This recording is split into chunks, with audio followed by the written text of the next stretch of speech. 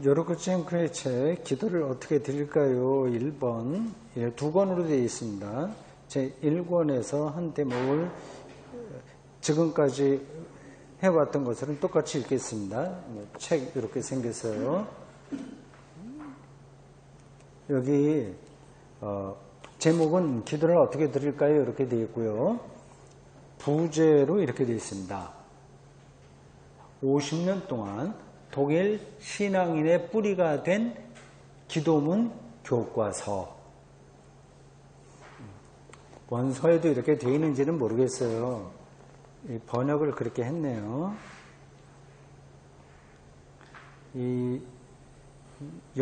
독일어 원서 제목을 요 안에, 요 책 출판하는 요 안에 그 표시하는 부분이 있지 않습니까? 언제 나왔고, 지은이, 옮기니, 출판사 나오고 하는데 그 원서 제목도 나왔습니다. 거기에 실려있는 제목을 보면 이렇습니다. Wie wir beten können. 그냥 말 그대로 그렇습니다. 어떻게 우리가 기도할 수 있습니까? 라는 거예요. By 요르코첸코. 요르코첸코의 책. 부제는 따로 없네요. 이 원서 제목에는. 이 번역한 이 출판사에서 그렇게 쓴 것 같습니다. 50년 동안 독일 신앙인의 뿌리가 된 기도문 교과서. 그리고 그 밑에 이 저자 사진이 나오고 맨 밑에 간단한 광고 문구가 새겨져 있네요. 이게 카피라고 합니까? 광고 문구. 이렇게 되어 있습니다. 기도는 평생 동안 지속되는 내적 성장판이다. 그런 카피가 되어 있고, 요르코첸코에 대한 설명이 이렇게 되어 있습니다. 목사, 저술가, 평화운동가, TV 설교가, 청소년과 청년의 벗. 이렇게 되어 있습니다.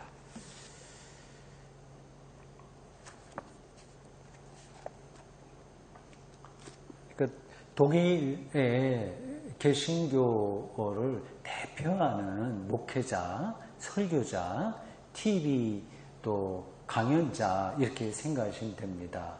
아마 이분이 독일 제1방송국에 일주일에 한 번씩 하는 그 설교 시간이 있는데 거기에도 여러 번 나왔을 거예요. 제가 확인은 못했습니다.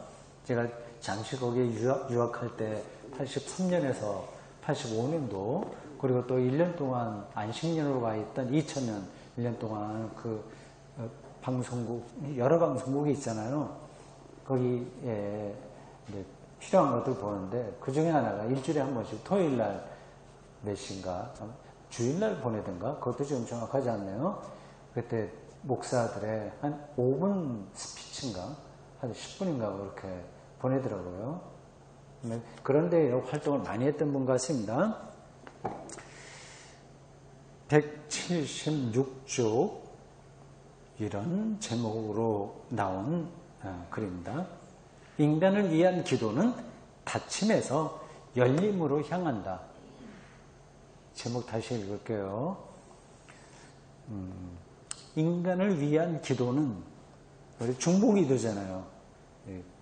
기도가 여러 가지 종류 있는데 간구도 있고 중보기도, 탄원도 있고 시편에 여러 가지 나오잖아요. 지금 이제 중보기도예요. 인간을 위한 기도는 닫힘에서 열림으로 향한다.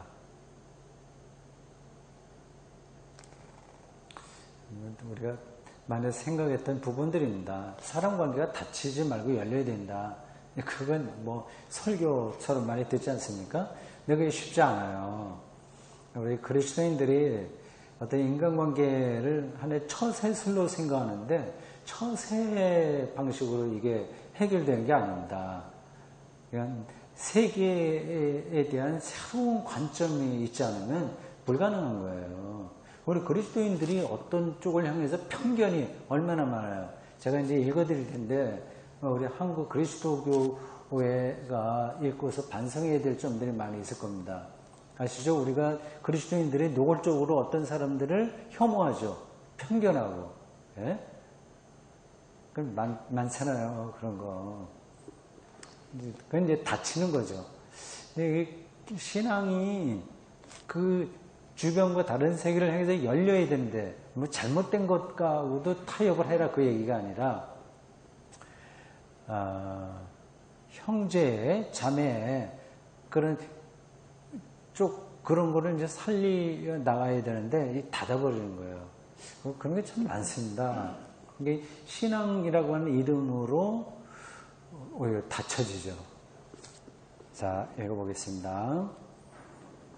사람들이 함께 살면서 발생하는 가장 큰 문제 중에 하나는 우리와 다른 사람들이 있다는 사실입니다.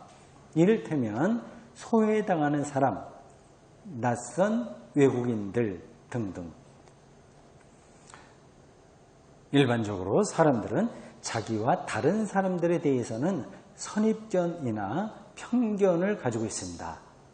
이는 쉽게 뽑아낼 수 없을 만큼 깊이 뿌리 박혀 있어요. 그러나 평화를 이루려면 우리의 선입견과 편견을 냉철하게 비판하는 한편 다른 사람들을 존중하는 습관이 절대로 필요합니다. 습관이라기보다도 훈련이죠. 공부죠. 우리는 가능한 한 많은 사람들에게 선입견이나 편견 없이 따뜻하고 친절한 마음으로 가까이 다가가는 마음을 가져야 됩니다. 환대해야 하는 거죠. 자기하고 다른 사람을 환대하는 것. 파울 슈츠가 말하듯이, 누군지는 제가 잘 모르겠어요. 그 당시 어떤 시인이나 아니면 어떤 작가겠죠. 말하듯이 우리는 사람들을 보수주의자, 진보주의자, 인종차별주의자, 공산주의자, 방탕한 자, 범죄자 등으로 분류하여 보는 버릇부터 고쳐나가야 됩니다. 어떤 한 사람이 살인을 저질렀을 때 우리는 그를 살인자로 낙인 찍어버립니다. 마치 살인이 그의 직업이라도 되는 것처럼 말입니다. 슈츠는 우리가 하는 이런 말이나 슬로건들은 우리의 의식세계를 닫아버리는 것이라고 지적합니다. 인간을 위해서 기도하고 싶은 사람은 이러한 닫힘을 열림으로 만들어야 할 것입니다. 우리는 분류 처리된 사람들, 이건 살인자야, 이거는 뭐 가늠한 자야, 이 사람은 뭐 이래저래 그런 분류 처리해버린 거잖아요. 처리된 사람들의 묶음 속에서, 그건 좋다는 뜻이 아니에요. 하여튼 그렇게 분류해버림으로써 한 사람 한 사람의 인간을 발견해야 됩니다. 사람을 발견해야 된다는 거예요. 저 사람은 쓰레기야, 이렇게 그 무리에 있어, 그게 아니라 거기서 사람을 봐야 된다는 거죠. 우리와 다르다고 해서 소외되고 따돌림 당한 사람들을 품고 사랑해야 합니다. 다른 사람들로부터 경원시되고 경멸당하는 사람들에게 따뜻한 관심을 보여야 할 것입니다. 스스로 보호할 수단이 없는 사람들을 보호해 주어야 합니다. 인간을 위해 기도하는 것의 참된 의미는 소외되고 버림받은 자들을 그리스도와 함께 그리스도의 눈으로, 그리스도의 마음으로 바라보는 연습을 하는 것에 있습니다. 그리고 자기 자신을 소외되고 경원시되는 사람들과 함께 놓고 보는 것에 있습니다. 내가 그 자리에 있을 수도 있는 거거든요. 다시 말해 자기 자신을 버림받고 외면당하는 사람들과 함께 놓고, 그 사람도 그 사람이고 나도 사람이잖아요. 그리스도의 눈으로, 그리스도의 마음으로 바라보며 행하는 것에 기도에 참된 의미가 있는 것입니다. 기도하려면 생각을 혁명적으로 바꾸지 않으면 안 됩니다. 이로써 우리가 버림받은 자들을 통해 그리스도와 하나가 되는 은혜를 체험하게 됩니다. 사도 바울이 그리스도의 형상과 더불어 새로운 피조물이 된다라고 말씀하신 것도 바로 이와 동일한 선상에서 볼 수 있습니다. 기독교 교육이 여타 교육과 다른 점은 바로 이것입니다. 곧 우리가 자진하여 그리스도의 모습을 받아들여 우리 자신의 모습과 태도를 변화시키는 것입니다.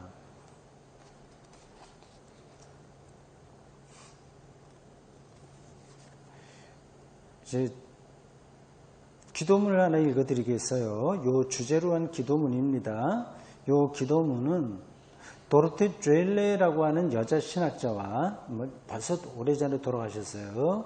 훌베르트 슈테펜스키라고 하는 사람이 편집한 책 폴리투시스 나흐게벳이라고 되어 있습니다. 나흐트게벳 미안합니다. 나흐게벳이 아니라 나흐트 밤기도라는 뜻이에요. 정치적 밤기도.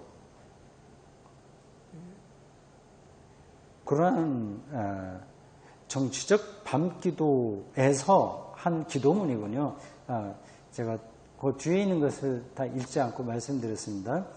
어떤 그 쾰른에서 있었던 그 독일 그 라인강 옆에 있는 중부 도시 쾰른 돔성당이 아주 유명하죠. 거기에서 밤마다 모여서 그 정치적으로 어려움을 당한 사람을 위한 기도회가 있었나 봐요. 그 기도회에서 있었던 내용을 책으로 묶어낸 겁니다. 여기에 나와 있는 한 기도문입니다. 들어보십시오.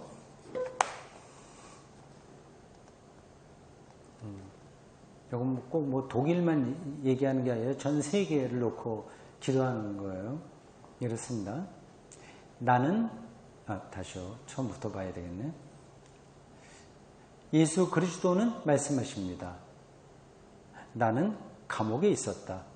그때 너희는 나에게 전혀 관심을 기울이지 않았다. 나는 감옥에 있었다. 너희는 내 가족을 단절시켜버렸다. 마치 아직도 연좌제가 살아있는 것처럼 나는 감옥에 있었다. 그때 너희는 너희 아이들을 나의 아이들과 같이 놀지 못하게 했다. 나는 감옥에 있었다. 나의 가족을 만나볼 수 있는 휴가를 주지도 않았다. 너희에게는 내 가족이 산산조각 나든지 어떻게 되든지 아무 상관이 없었다. 나는 감옥에 있었다. 너희는 병과 죄의 경계를 구분해 보려는 노력을 전혀 하지 않았다. 너희에게도 이 일에 대한 책임이 조금이라도 있는지 생각해 보려고 하지 않았다. 나는 감옥에 있었다. 그리고 나는 석방되었다. 하지만 너희의 불신과 선입견, 편견들로 인해 나의 진짜 감옥살이는 석방되는 그 순간부터 시작되었다.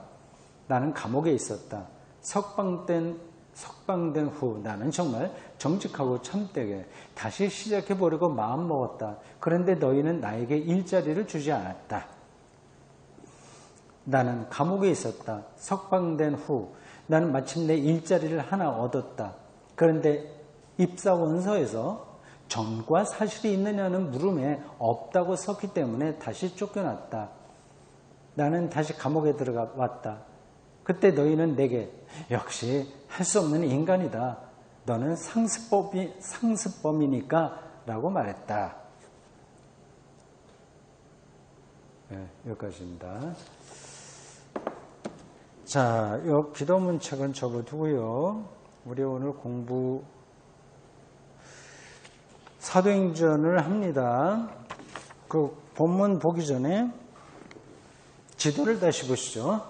이번 기회에 우리가 사도행전을 중심으로 한 지중해 연안의 지도를 머릿속에 분명하게 그릴 수 있어야 되겠습니다. 보십시오. 이게 유럽 지도, 유럽과 소아시아죠. 근동도 다 나오진 않았어요. 부분적으로만 나오는데 이게 유럽 전체 지도에서 어디쯤 해당하는지는 아시죠? 이게 지금 지중해 중심으로 된 겁니다. 지중해요. 여기서 왼쪽으로 들어가면 지중해를 따라서 가다 보면 왼쪽으로 가면 프랑스가 나오고, 조금 더 가면 스페인이 나오고, 조금 더 가면 이제 프랑스 나오고 스페인 나오고, 더 이제 지중해를 벗어나서 더 북쪽으로 올라가게 되면 포르투갈 이런 게 나오겠죠. 지중해와 가장 많이 그 해안선을 끼고 있는 나라가 그리스와 이탈리아입니다. 그 반도 자체가 다 지중해에 나와 있으니까요. 자, 오른쪽으로 가면 지난번에 말씀드렸듯이 시리아 안디옥이 있습니다. 이게 바울의 전도 여행의 출발지입니다. 여기서부터 시리아 안디옥이 얼마나 중요한지는 여러분들 아시겠고요. 여기서부터 그리스도인이라고 하는 이름이 나오기 시작했다고 사도행전이 얘기하고 있습니다. 크리스찬이라고 하는 이름이 그때 붙였어요.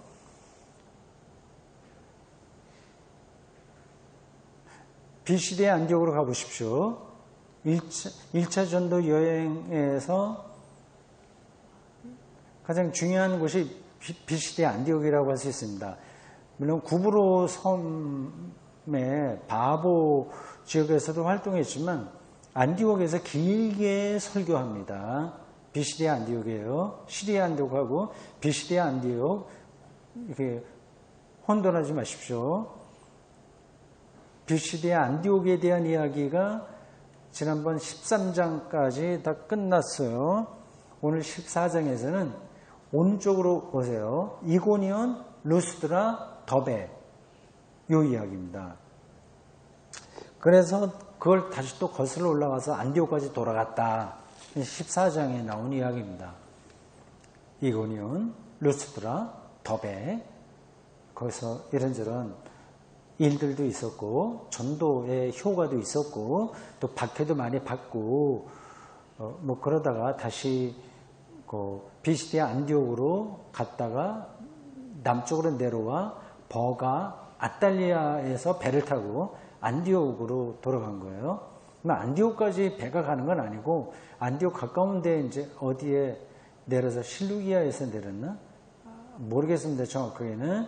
내려서 이제 안디옥까지는 좀 걸어가야죠. 그렇게 해안선에서 멀지 않습니다. 그 이제 1차 선교 여행이 그렇게 끝나는 겁니다. 아주 간단하죠. 디귿자 모양입니다. 밑에서 시작해서 왼쪽으로 왔다가 북쪽으로 가고 북쪽에서 동쪽으로 왔다가 또 한 바퀴 돌아서 거꾸로 돌아오는 이야기입니다.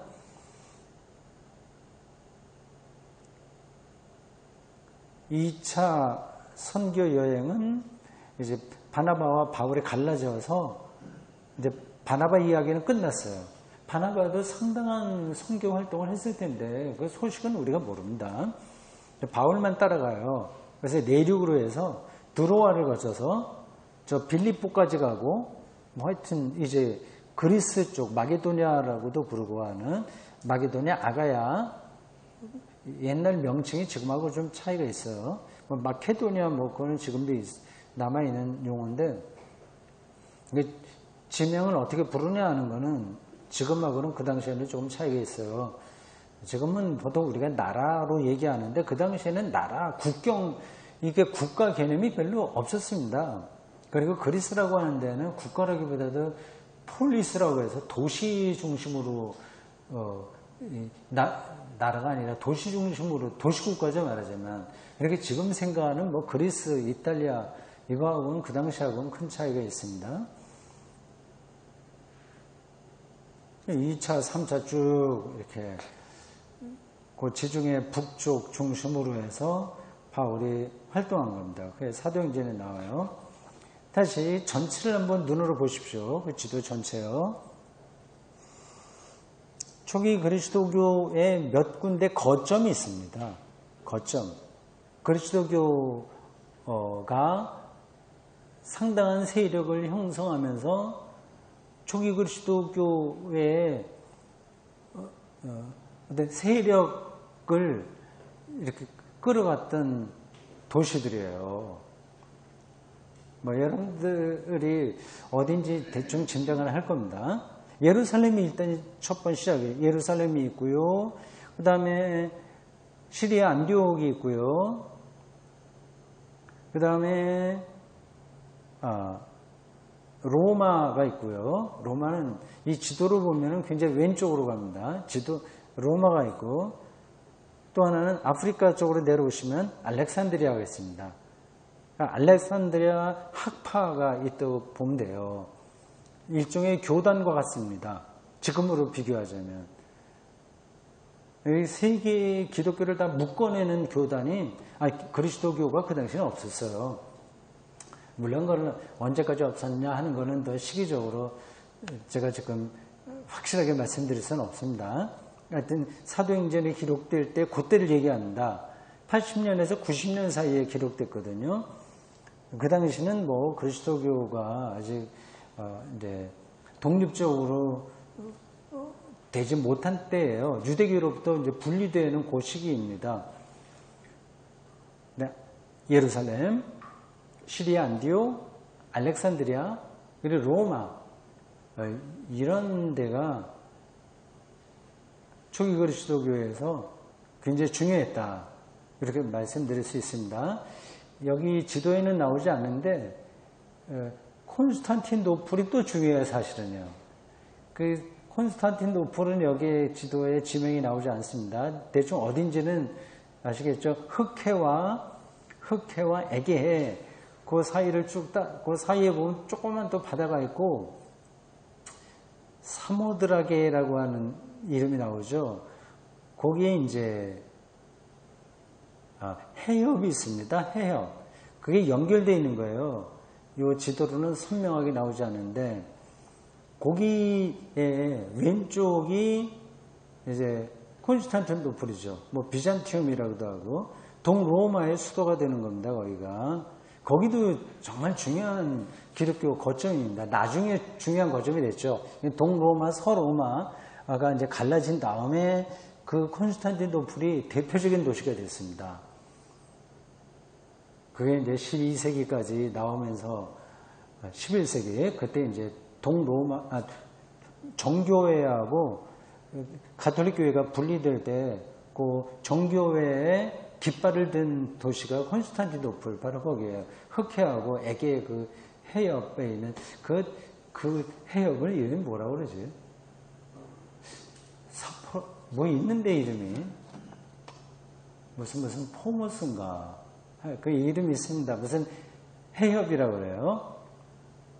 거기에 있는 콘스탄티노플, 여기 동로마 황제죠. 그리고 거기에 성 소피아 성당이 있거든요. 거기 이제 주교가 또 대표적이죠. 그러니까 거기에 있는 주교하고 로마에 있는 주교, 이게 교황청이죠. 이게하고 둘이 대립됐습니다. 굉장히 오랫동안, 수백 년 동안. 그래서 11세기 이제 완전히 따로 갈라지게 되죠. 그래서 그 당시에 중요한 그 종교회의, 무슨 공유회라고 하지 않습니까? 그런 것들이 여기 지금으로 보면 터키 지역 이런 데서 많이 열렸어요. 지금 제가 그 정확한 지명이 어딘지 말씀드리기가 자신이 없어요. 그거를 확인하지 않았으니까요. 니케아의 요게 거기 어디 있을 것 같은데 지금 제가 정확하게 잡을 수가 없네요. 거기 칼케톤 이런 게 굉장히 중요한 종교회의거든요. 근데 이런 게 다 지금 있는 뭐 독일이나 이쪽하고는 프랑스 이런 상관없어요. 그 당시에는 독일이나 프랑스는 미개인이 살던 지역이었습니다. 이쪽 터키, 그리스, 조금 더 나가서 로마, 이게 중심으로 그 당시 세계가 움직였습니다. 좀 다른 말이 많았는데 초기 그리스도교의 거점 도시를 말씀드리다가 여기까지 나왔습니다. 예루살렘, 시리아 안디옥, 그리고 알렉산드리아, 그리고 로마, 그리고 조금 더 뒤로 흐르면 콘스탄티노플, 이런 도시가 기독교 초기 역사에서 중세기까지 올 때 중요했다. 뭐 빌립보 이런 데도 중요하긴 했습니다. 자, 지도를 넣어 두십시오.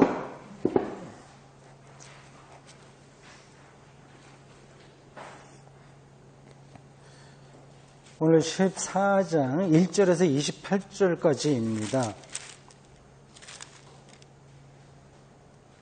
이고니온에서 이제 루스드라와 더베를 거쳐서 활동하다가 다시 거꾸로 와서 안디옥까지 처음 출발했던 때까지 온다. 그 내용이 28절까지 나와 있습니다. 이고니온 이야기 먼저 보십시다. 1절에서 7절까지 교독하겠습니다. 7절 같이 읽어요. 이에 이고니온에서 두 사도가 함께 유대인의 회당에 들어가 말하니 유대와 헬라의 허다한 무리가 믿더라.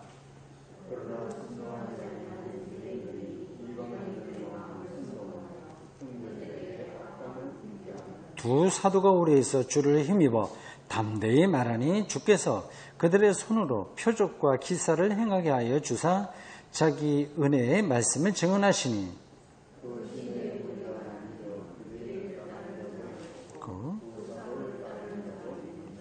이방인과 유대인과 그 관리들이 두 사도를 모욕하며 돌로 치려고 달려드니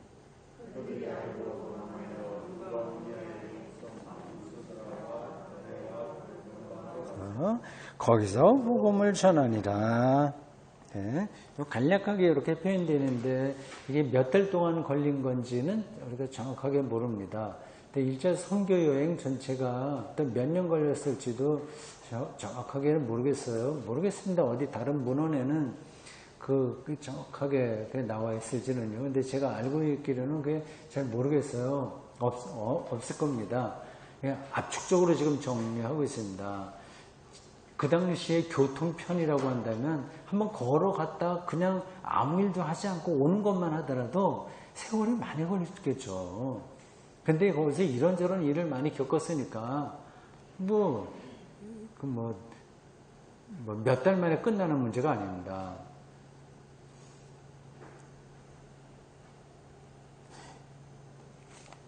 아까 이제 지도에서 본 것처럼 그 안디옥에서 이제 더 이상 전도할 수 없으니까 비시디아 안디옥에서 안 되니까 이제 이고니온으로 온 거예요.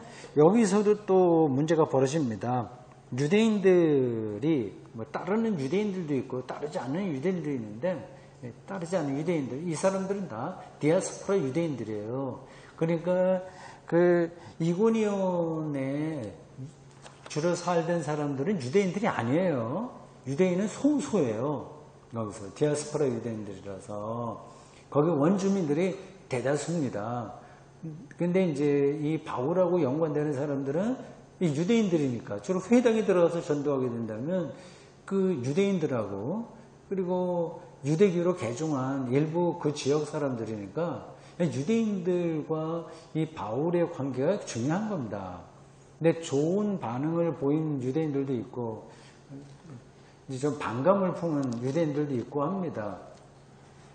지금 우리가 볼 때는 유대교하고 그리스도교는 완전히 다른데 어떻게 그 회당에 들어가서 얘기하면 어떤 사람들은 받아들이고 어떤 사람은 반대하냐 이렇게 좀 의아스럽게 생각이 되죠. 제가 누누이 말씀드렸습니다만은 그 당시에는 그리스도인들도 자기가 유대교인이 아니라고 생각하지 않았어요. 유대교 안에 머물러 있었습니다. 유대교인들도 그리스도교를 다른 종교라고 생각하지 않았어요.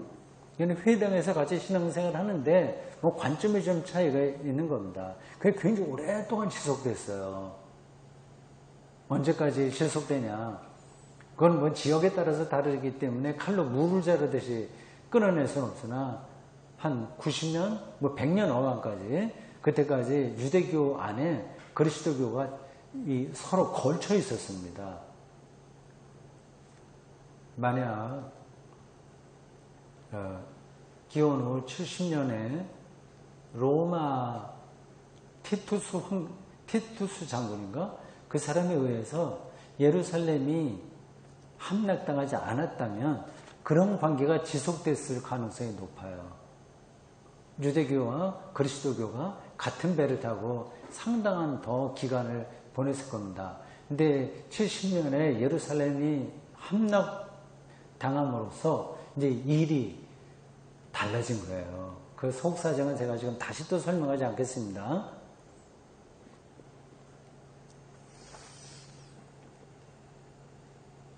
이고니온에서도 역시 찬반이 나누어졌다.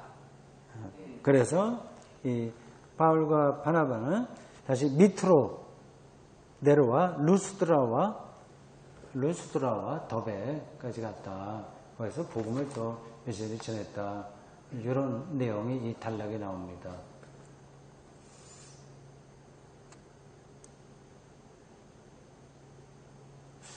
여기 한번 가보긴 해야 되는데 피시데 안디옥, 이고니온, 루스드라, 더베. 지금 저는 이 지리적인 거는 다 확인하지 못했기 때문에 그 당시와 지금이 어떻게 같고 다른지는 모르겠습니다. 피시데 안디옥이 지금도 여전히 이런 정도는 있겠죠. 도시가.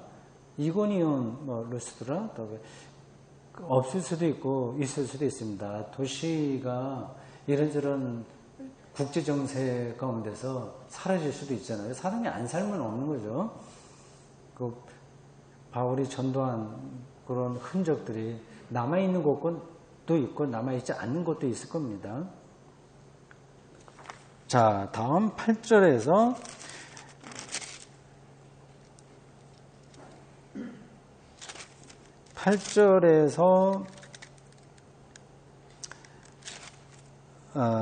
조금 더 보면 이제 루스드라에서 전도한 이야기가 나옵니다. 여기서도 또 어려움을 당해요. 이건 이제 전체를 다 읽겠습니다. 더베 이야기는 간단하게 나오니까 핵심적으로는 이고니온과 루스드라에서 있었던 이야기입니다. 나머지는 같이 다 읽겠습니다. 8절에서 28절까지 교독하고 마지막 절은 같이 읽으면 되겠네요. 루스드라에 발을 쓰지 못하는 한 사람이 앉아 있는데 나면서 걷지 못하게 되어 걸어본 적이 없는 자라.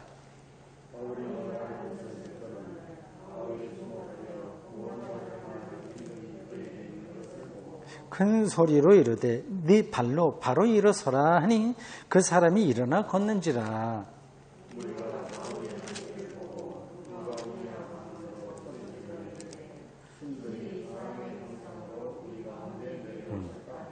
좀 이상한 일이 벌어집니다. 바나바는 제우스라 하고 바울은 그 중에 말하는 자이므로 헤르메스라 하더라.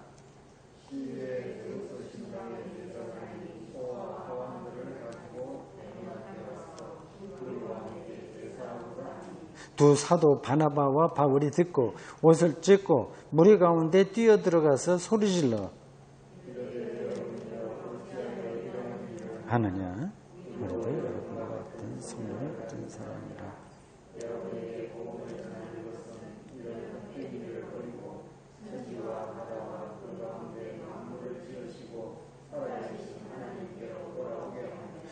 하나님이 지나간 세대에는 모든 민족으로 자기들의 길들을 가게 방임하셨으나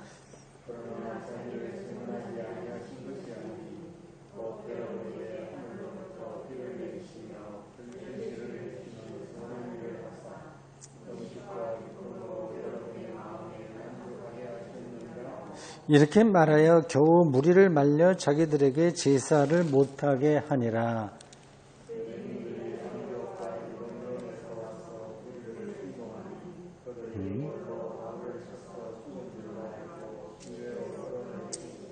제자들이 둘러섰을 때에 바울이 일어나 그 성에 들어갔다가 이튿날 바나바와 함께 더베로 가서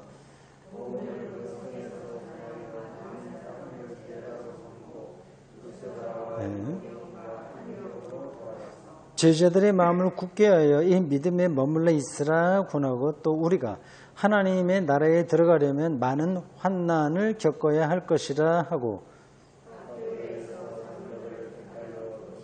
아멘. 비시디아 가운데로 지나서 밤빌리아에 이르러 거기서 배 타고 안디옥에 이르니 이곳은 두 사도가 이룬 그 일을 위하여 전에 하나님의 은혜에 부탁하던 곳이라.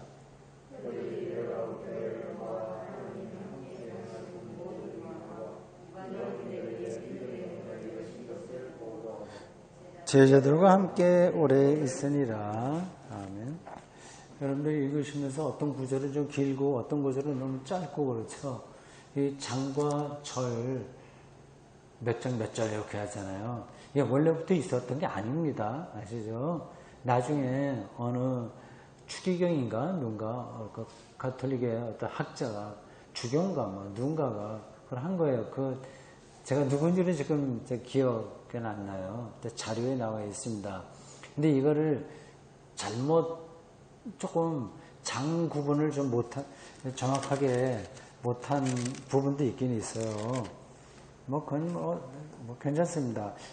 다음 수요일에 우리가 보게 될 예루살렘 회의가 15장 1절부터 나오는데 그 회의는 회의 끝난 다음에 2차 선교여행을 떠나는 이야기도 15장에 들어와요. 이게 정상적으로 끊는다면 15장 1절부터 1절부터 35절까지만 해놓고 36절부터는 16장으로 넘어가는 게 맞습니다. 단락이 그래야지 자연스럽게 되는 거예요. 근데 요거를 장과 절을 구분한 사람이 그런 것들을 세밀하게 잘 못한 것 같습니다. 그건 어쩔 수 없죠. 짧은 구절도 있고 긴 구절도 있다. 그리고 어떤 땐 또 몇 절 해놓고서 빠진 것도 있죠. 절이. 그러면 이제 사본에 따라서 없는 데도 있고 다른 내용이 있는 것도 있고 해서 그렇습니다. 루스드라에서 좀 이상한 이야기가 나와요. 12절 보십시오. 사람들이 바나바와 바울을 통해서 장이 고쳐지는 일들을 보고 신들이 나타났다 생각하면서 바나바와 바울을 신격화하는 일이에요. 그리스 사람들은 신이 인간이 된 그런 것들을 많이 이야기했습니다. 이건 복잡한데 그 얘기를 하려고 하는 건 아니고요. 넘어갑시다. 근데 여기 제우스라고 하고 헤르메스라고 하는데 그냥 지나가는 이야기로 제우스가 더 높잖아요. 헤르메스보다는. 제우스는 그리스 신화에서 최고 신인데요. 헤르메스는 제우스의 말을 사람들에게 전달하는 심부름꾼입니다. 말하자면 통역하는 사람이에요. 신의 말을 인간의 말로 바꾸는 역할을 하는 인물이 그리스 신화의 헤르메스예요.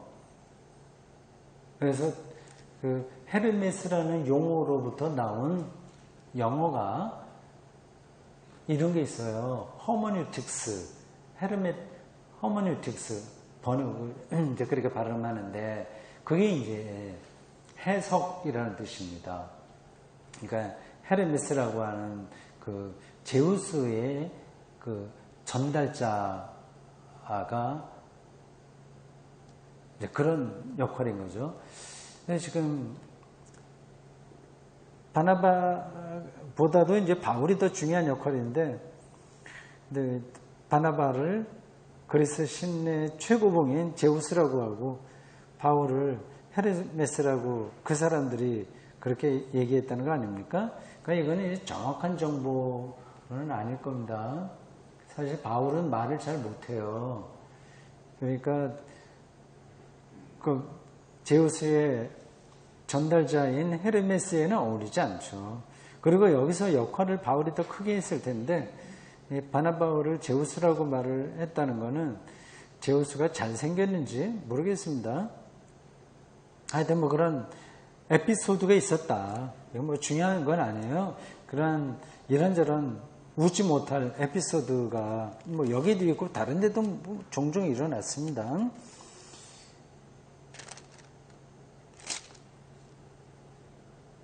여기서도 이제 또 문제가 벌어진다. 유대인들이 또 문제를 일으키죠. 이게 계속 반복돼요. 유대인들과의 충돌이 이어집니다. 근데 안디옥, 비시디의 안디옥과 이고니온에서 온 유대인들이 또 충돌, 이렇게 막 사람들을 충동해갖고 바울을 거의 때려 죽일 정도까지 이 일이 벌어지게 됩니다. 그 이야기는 여러분들이 뭐 잘 아시니까 더 길게 설명할 필요 없습니다. 그래서 다시 배를 타고 마지막으로 안디옥까지 돌아왔다, 그 얘기입니다. 이게 사도행전 14장 이야기입니다. 이것으로 사도행전 전반부가 끝난 셈입니다. 전체가 28장인데 14장으로 끝나죠. 그 다음 주에 우리가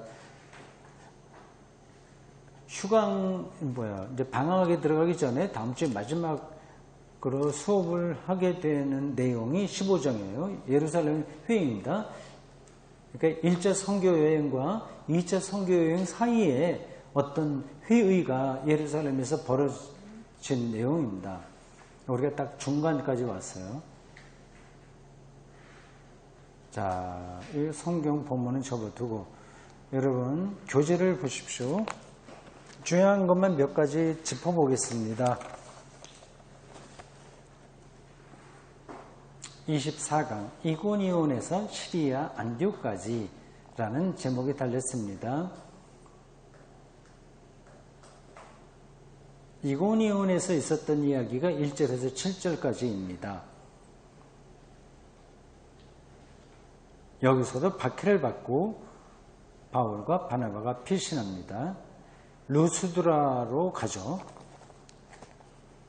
그 루스드라 이야기로 봅시다. 93쪽 8절에서 18절 루스드라에서 앞달락인 이고니온에서의 이야기는 요약적으로 묘사되지만 루스드라 이야기는 구체적이고 풍성한 내용을 담는 방식으로 전개된다. 시작도 특이하다. 보통 바울의 선교 사역은 회당이나 유대인들이 모이는 장소, 강가 이런 데서 말씀을 전하는 것으로 시작되는 데 반해서 여기서는 장애인을 고치는 것으로부터 시작한다. 베드로가 성전 미문에서 했던 사건하고 비슷하죠. 바울이 여기서도 말씀을 전했지만 그것은 이 장면에서 중요하지 않다. 사도행전을 기록한 누가는 장애인의 상황을 세밀하게 묘사한다. 장애인은 나면서부터 장애로 태어나 걸어본 적이 없는 사람이었다. 양쪽 다리를 다 못 쓰는 경우다. 이런 구절을 읽는 독자들은 인간의 고단한 실존을 감지한다. 그런 일들은 오늘도 여전하다. 선천적인 장애인도 장애지만 어려서 성폭력을 당한 사람이나 테러 등으로 가족을 잃는 경우도 있다. 세상에는 무죄한 이들의 고난이 왜 계속되는가? 기독교인들은 자신의 신앙과 역사의 고난 문제를 좀 더 진지하게 접근해야 된다. 앞에서 기도를 어떻게 드릴까요? 에서 읽었듯이 다른 이들 고난, 아주 정말 끔찍한 어려움을 당한 사람들, 범죄인들까지 포함하여 한국교회에 연관시킨다면 동성애자들 포함한 그들에 대한 편견, 이런 범주화하는 것, 그리고 처리해버리는 그런 데서 벗어나서 그 인간을 거기서 찾아야 되는 거죠. 이런 불행이 닥치지 않은 것만을 우리가 다행으로 여기고 정말 나는 그런 일 당하지 않아서 참 감사해 이런 걸로 끝나면 참 곤란한 거 아니겠습니까? 그 그리스도인 부모들도 자녀들에게 자칫하면 그렇게 가르칠 수 있습니다. 너 공부 안 하면 저렇게 땡볕에 노동해야 돼. 얼마나 저게 힘든지 알아. 이런 식으로 이제 윽박지르기도 하거든요. 이 문제는 더 근본적으로 기독론과도 연결된다. 어떤 유대인 학자가 기독교를 향해서 이렇게 질문했다. 예수가 메시아라는 증거가 뭔가? 그가 메시아라는 그 학자가 아브람, 요수아, 헤슈엘인지 마틴 부보인지 둘 중에 하나일 거예요. 메시아라고 한다면 그가 온 이후로 제가 언젠가도 한번 말씀드린 겁니다. 세상이 달라졌어야 하지 않겠는가? 그런데 예수 전이나 후나 아무것도 달라지는 세상이 여전히 그냥 이러니까 여전히 테러도 일어나고 싸우고 착한 사람이 불행한 일 당하고 악한 사람이 많은 걸 누리며 살지 않습니까? 평생 성실하게 목회한 목사나 믿음 생활을 잘하는 신자들도 늙어서 불치병에 걸리기도 합니다. 이런 도발적인 질문에 대해서 우리는 어떻게 대답해야 하는가? 예수의 십자가와 부활은 이 질문에 대한 유일한 대답이다. 왜 그런지 우리는 좀 더 진지하게 기독론적인 차원에서 그리고 종말론적 생명인 부활신앙 안에서 우리가 대답을 찾아야 됩니다. 다시 본문으로 돌아와서 바울은 그에게 구원받을 만한 믿음이 있는 것을 보고 큰 소리로 이렇게 외쳤다고 한다. 당신 발로 바로 일어서라. 이런 한 구절만 갖고도 설교를 하려면 할 수 있어요. 네, 일어서는 것. 도대체 일어서서 사는 게 뭔가? 그리고 다른 사람에 의지하지 않고 네 발로, 네 힘으로 일어선다고 하는 게 뭔가?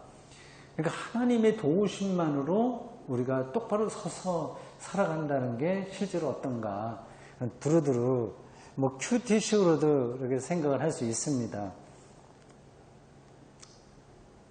그에게 믿음이 있었다는 표현은 무슨 의미인가?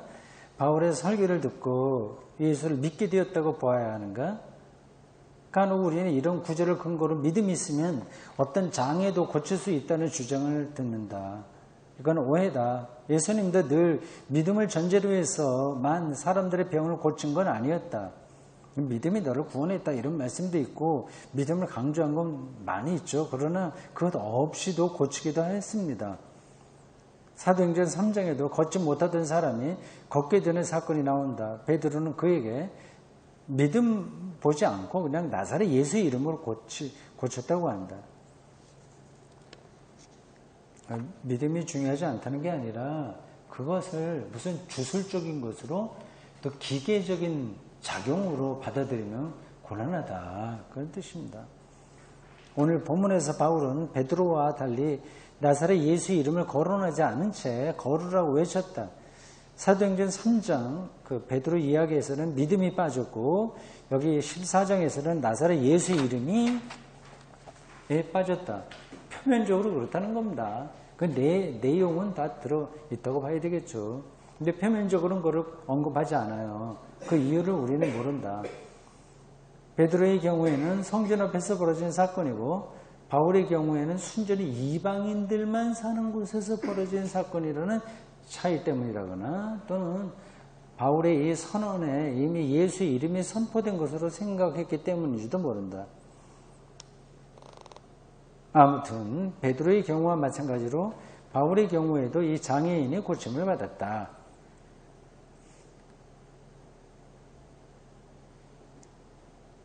자, 그건 그렇게 넘어갑시다. 그 다음 단락이요. 마지막 단락입니다. 다시 시리아 안디옥으로 출발했던 곳으로 돌아갑니다. 상상해 가시나요? 그 사람들이 몇 달 걸렸는지 몇 달은 훨씬 더 걸렸을 겁니다. 몇 년 걸렸었겠죠. 얼마나 고된 선교 여정이었을까요? 지금도 힘든데 그 당시에 오죽했겠습니까? 성경은 간단하게 이야기하지만 그 안에는 거기에서 활동했던 사람들의 많은 운명들이 감춰져 있습니다. 상상력을 발휘해서 그걸 읽어야 돼요. 상상력이라는 게 허무맹랑한 이야기를 막 꾸며내자는 얘기 아니라 어떤 근거를 갖고 성경 문자가 다 풀어내지 못하는 세계 안으로까지 들어가서 읽어야 이 말씀이 생명력이 있는 거죠. 시리아 안디옥으로 돌아갑니다.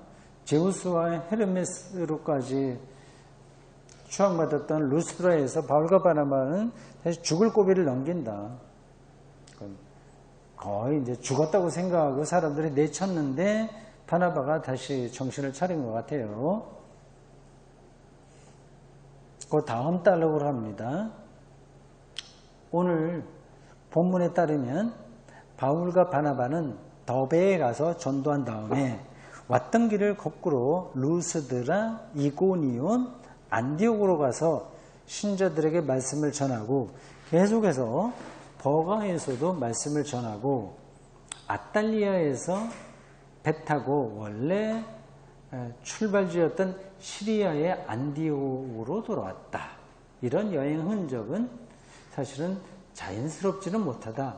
원래 출발지인 시리아 안디옥에서 마지막 장소인 더베까지의 여정을 도표로 그린다면 디귿자 모양이다. 그들은 더베에서 시리아 안디옥으로 직접 갈 수 있는 지름길을 마다하고 이 지름길에는 훗날 2차, 3차 여행에서 전도한 도시들이 자리하고 있는데 완전히 먼 길을 돌아온 셈이다. 그럼 어떤 속사정이 있을 수도 있고 아닐 수도 있어요. 근데 성경 보면은 그건 설명하지 않습니다. 그래서 제가 성서 주석을 근거로 해서 다음과 같은 가설을 여러분들에게 말씀드려요. 우리는 저자가, 모든 책에는 저자가 있어요. 사도행전 쓴 사람은 누가복음을 기록한 그 누가입니다. 그 누가가 누구인지는 몰라요, 사실은요. 바울의 주치의라고 하는 사도행전의 그 뒤에 보면 뭐 우리가 어떻게 했다라는 그 문장이 나오는 걸 볼 때 이 바울을 수행한 그 우리라고 표현했으니까 그런 주치의가 아니냐 이렇게 볼 수도 있는데 그렇지 않을 수도 있어요. 이게 아주 깔끔한 글이 아닙니다. 이게 완벽하게 검토해갖고 그래서 만든 문서가 아니에요. 그래서 어떤 때는 문장에서 보면 3인칭이 주어일 때도 3인칭이 주어일 때도 있고 어떤 때는 3인칭 단수가 주어일 때도 있고 1인칭 복수가 주어일 때도 있어요. 그러면 이제 일관성이 떨어지는 거죠. 왜 그런 일이 벌어졌냐 하는 거를 학자들이 많이 연구합니다. 우리는 저자가 바울의 1차 선교 사역에 관한 자료를 그렇게 풍부하게 갖고 있지 않았다고 생각할 수밖에 없다. 그랬을 때는 자료가 있어야 되잖아요. 근데 그게 구전된 자료일 수도 있고 문서로 된 자료일 수도 있어요. 토막토막 자료일 수도 있고 좀 많은 자료일 수도 있습니다. 근데 학문적으로 본다면 자료가 좀 충분하지 않다고 하는 거예요. 바울을 직접 동행했던 사람이라고 한다면 바울이 말을 잘 못한다는 걸 알 거거든요. 그런데도 말 잘하는 것처럼 이 사도행전에 나와요. 그거는 이제 좀 틀린 정보를 얘기하는 거죠. 자료가 부족해서 그럴 수밖에 없는 겁니다. 이에 대한 학자들의 의견이 분분하다. 간략하게 설명하면 이렇다. 저자 누가는 아주 간략한 여행 일지와 몇몇 전승을 재료로 삼아 자신이 몸담고 있던 교회, 이건 80년에서 90년 사이에요. 이 신앙에 근거하여 여러분, 그 사도행전은 그 바울이 활동했던 그거를 신문 기자가 아니면 역사학자가 정확하게 이야기하려고 쓴 게 아니라 당시 그리스도 공동체의 그리스도교를 변증하려고 쓴 거예요. 그러니까 정확한 팩트를 얘기하려고 하는 게 아니라 복음이 어떻게 이 이방인의 세계까지 전달됐냐를 그거를 저것을 목표로 삼은 겁니다. 그러니까 조금 팩트에서 어긋나는 게 있다고 하더라도 문제가 안 되는 거예요. 그걸 이제 감안하고 읽어야 됩니다. 그 신앙의 근거에서 이 전도 여행을 보도하고 있다. 그 80년에서 90년 사이가 굉장히 중요한 때입니다. 이걸 한마디로 줄이면 그리스도교 공동체가 회당 공동체로부터 빠져나올 때예요. 완전히 독립할 때예요. 타에 의해서 혹은 자의에 의해서 그런 역사적 맥락에 있을 때입니다. 그러니까 유대교하고 왜 헤어질 수밖에 없느냐 하는 것을 사도행전에서 이야기해야 될 필요가 있습니다. 그러니까 계속 반복되잖아요. 유대인들에게 복음을 전하여 계속해서 회당에 들어가서 근데 그들이 또 계속 반대를 해요. 뭐 동의하는 사람도 있지만 동의하는 사람들은 그리스도교 공동체 일원이 된 거고요. 그런 갈등이 사도행전에 나오고 있는 겁니다. 아주 적은 분량의 자료를 근거로 하여 80년에서 90년 사이 회당 공동체로부터 완전히 분리되고 있었던 그 초기 그리스도교인들을 위로하려고 그리고 복음이 어떻게 이방 세계까지 전파되었으며 앞으로도 전파되어야 하냐 하는 그 당위를 설명하기 위해서 이 사도행전을 기록한 겁니다. 참고적으로 에른스트 헨힌, 발음하기 힘들죠. 독일 주석학자예요. 에른스트 헨힌에 의하면 1차 선교 활동은 15장의 예루살렘 종교회 이후에 일어났다. 의외죠. 학자들이 잘 면밀히 살펴보면 그게 드러나요. 그건 이제 우리가 그냥 성경을 읽어서는 잘 모릅니다. 예루살렘 종교회의에 대한 다음 주에 우리가 보겠습니다. 예루살렘 종교회의, 이거 중요한 거예요. 실증적 근거를 제시하기 위해서 저자가 그에 앞서 1차 선교 사역을 편집해 놓은 것이다. 이 선교 여행 이야기가 픽션이라는 뜻이 아니다. 초기 기독교 공동체를 통해서 전승된 이런 이야기의 기본 골격은 기본적인 것은 역사적 사실과 크게 다르지 않을 것이다. 다만 세세한 부분에서 사실과 차이가 나며 거기에는 저자의 일정한 신학적 관점이 작용했다는 것을 인정해야 된다. 성서를 읽고 은혜 받으면 충분하지 신학적으로 역사 비평적으로 연구할 필요가 없다고 생각하는 사람들도 적지 않다.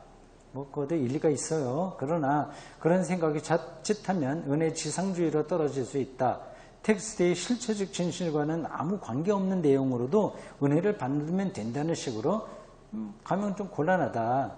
이런 성서 읽기는 사이비 이단들에게 흔히 일어난다.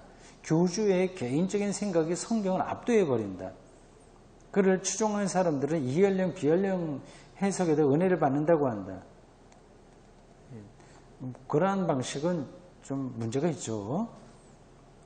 그 다음 패러그래프요. 결론입니다. 바울과 바나바는 결국 처음 출발지인 시리아 안디옥으로 돌아왔다. 그렇게 해서 1차 선교 사역이 끝났다. 이걸 근거로 해서 이제 예루살렘 종교회의가 열리는 겁니다. 원래는 1차가 회의 뒤에 있는데 누가 그걸 앞에다가 편집한 거예요. 27절에 따르면 안디옥 신자들에게 두 가지 사실을 보고했다. 하나는 하나님께서 자신들과 함께 행하셨다는 것이다. 함께 행하셨다는 것이 임마누엘 신앙이죠. 이게 참 중요한데 생각해 보십시오. 무슨 뜻인지에 대해서 목회자는 상투적으로 생각하지 말고 그 진술의 깊이로 들어가야 된다. 이 말은 선교 사역에서 인간은 늘 종속 변수이고, 표현이 정확하진 않아요. 종속이라기보다도 뭘 따라간다는 건데, 어쨌든 뭐 다른 단어가 생각이 나지 않아서 그렇게 표현했습니다. 하나님이 상수라는 뜻이다. 칼바르트식으로 말하면 성경은 사람이 무슨 일을 했는지에 대한 보도가 아니라 하나님이 무슨 일을 했는지에 대한 보도다. 구약의 위대한 인물들에 대한 이야기도 그렇다. 이스라엘의 전승은 그들 개인의 위대성에 시선을 집중하는 게 아니라 이런 착각이 떨어지기 쉬워요. 아브라함이 위대했지, 뭐 요셉의 꿈이 대단했지. 이건 성경 읽기의 잘못입니다. 하나님의 섭리에 집중하는 거예요. 목회행위도 역시 하나님이 함께 해주신다는 일이다. 다른 하나는 하나님이 함께 행하셨다는 걸 보도했고요.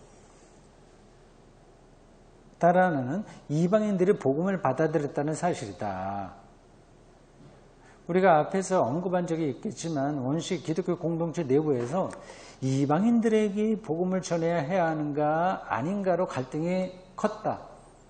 당시 주류라 할 수 있는 팔레스타인, 히브리, 유대 기독교 공동체는 이방인 선교의 필요성을 별로 심각하게 생각하지 않았다. 예상외죠. 실제로 그랬습니다. 물론 예루살렘과 온 유대와 사마리아뿐만 아니라 땅 끝까지 이르러 이제 증인이 되어야 한다고 하는 사도행전 1장 8절, 이게 사도행전 전체의 핵심 요절인데, 이 명령이 초기 그리스도인들에게 최상 과제였지만 그것은 이방인 교회가 일정한 정도의 궤도에 오른 이후에, 그러니까 아무리 빨리 잡아도 사도행전에 기록되던 그 시기 80년에서 90년대이지 그 이전에 예루살렘에 있었던 교회는 그런 생각이 없었어요. 그런 해석이라고 하는 점을 전제하고 읽어야 한다. 이 짤막한 진술에서 우리는 초기 기독교 당시에 이방인 선교에 방점을 두었던, 좀 시간이 흐른 다음에 이방 기독교의 신앙 고백을 접할 수 있다.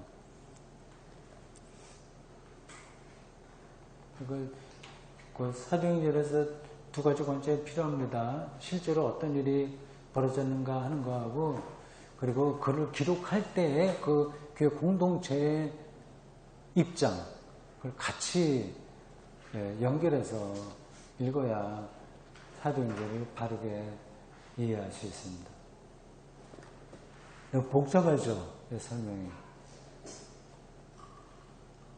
전달이 됐습니까? 네.